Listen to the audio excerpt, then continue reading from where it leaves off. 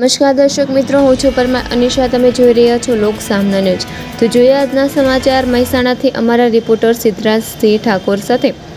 મહેસાણા જિલ્લાના કડી ડિવિઝન પોલીસે તેરા તુझको અર્પણ કાર્યક્રમ અંતર્ગત પોલીસે રૂપિયા 6.98 લાખની કિંમતના 42 ગુમ થયેલા મોબાઈલ ફોન શોધી કાઢીને તેમના મૂળ માલિકોને પરત કર્યા છે.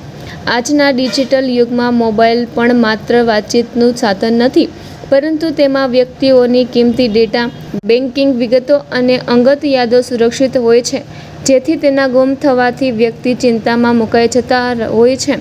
આ કાર્યક્રમ Kadi police station, Bavlu police station, Nandasan police સ્ટેશનના સહયોગથી મોબાઈલ ફોન મૂળ માલિકોને રૂબરૂ બોલાવીને સન્માનપૂર્વક પરત કરવામાં આવ્યા હતા. તેરા તુझको અર્પણ કાર્યક્રમ અંતર્ગત કડી પોલીસે પ્રશંસનીય કામગીરી કરી છે.